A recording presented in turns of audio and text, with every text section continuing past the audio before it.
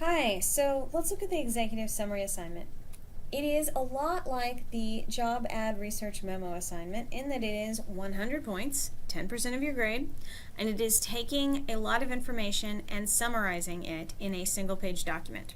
So as you can tell, we believe that you're going to have to do research over and over and over again in which you tell your superiors why something is important, and you condense data and you're able to identify what those parts are so that other people can skim them, find them, and use them. Now, the executive summary assignment is an executive summary. It is a summary for an executive. If you've never heard that word before, usually every proposal or report will have an executive summary that's typically paperclipped to the top or appears in the first few pages, and that allows an executive to quickly get a sense of what's in the report or proposal so that they can determine what they're going to focus on and just get a sense of the overall gist. Basically, what's the meaning, what's the most important stuff. So when you create your own executive summary, you're going to want to create headings. They don't have to look like the ones I've done here. In fact, typically headings are bolded, and they're phrases or single words, and they tell someone what they're looking at. The paragraphs that you use should be no more than 8 lines, and getting to 8 lines is a lot of lines. It still suggests that maybe somebody's not going to read every word there.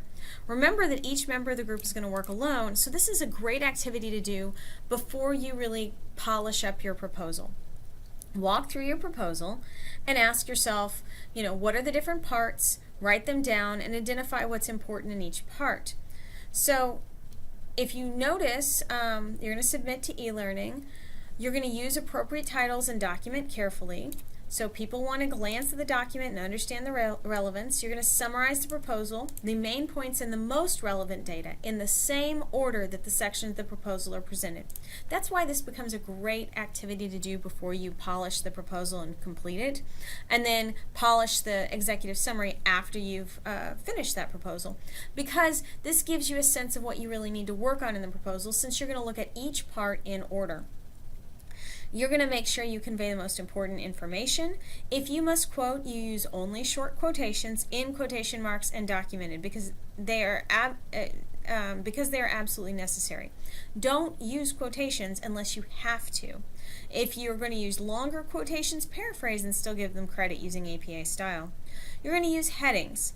So make sure that people can skim using headings. That's important. Be concise. Get to the point. Keep the summary at a single page that reflects the entire proposal. Understand the value of the information that you're conveying and how that information relates to other information. I want you to brand your summary.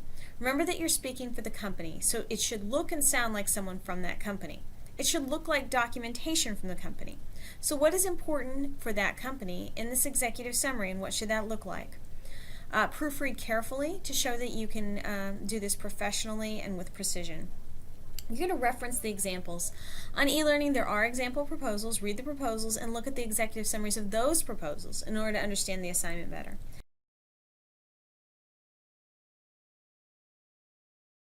Okay, so here's an example of the Batarian Project executive summary. See how I have commentary that shows why this is important? Here's the name of the proposal. This tells what it is, and then who are you? Make sure that it's clear. Now, your work does not have to appear just like this one does, but you want all those elements at the top of your page. Now, you're going to break your proposal into parts. What is the point of each part, and why is it important?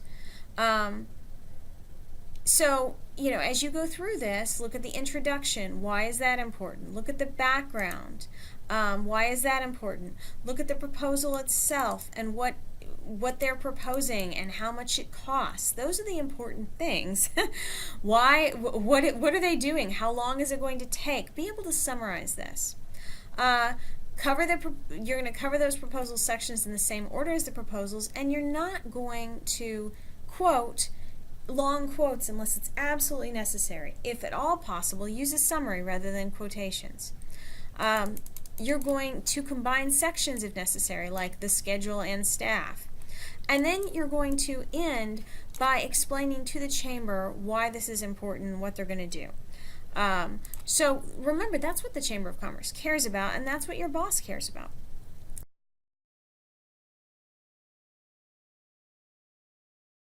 Okay, so let's talk about another proposal, the Mrs. Baird's 100 for 100 Pyramid Scheme Virtual Food Drive. And this looks a little different than the other executive summary. Notice that we have the repetition of the title, and they've borrowed the look of the proposal itself. They explain what it is, and they give the name. So this is something you need to do. Now, it could look different. TXU's executive summary is going to look different than Uber's executive summary. So brand your executive summary like you would the company. Now notice, this one has the introduction and the most critical parts of the introduction, what their goals are, etc. We have the background, why this is important, because this particular proposal spent a lot of time on why it was important. Then we get to the proposal itself, and notice how each part of this, after the introduction, has that colon and then what we're doing in these two paragraphs, or in the paragraph. So what it is we're describing. And you don't have to have all the same titles.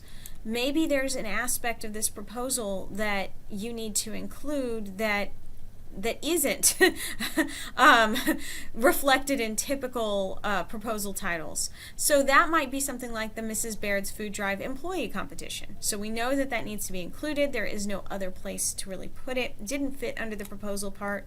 So since it became such a big paragraph, so it got its own little heading, and that lets someone find it. Now, in this one, they've combined the staff, budget, and final costs because that deals with the big numbers that are important. And it ends, of course, at the end of that page. So I hope this helped and gave you a sense of why this is important. Note the commentary here that we've used in order to basically show you what works and why it works and what the goals of this assignment are. I hope it helped. Bye.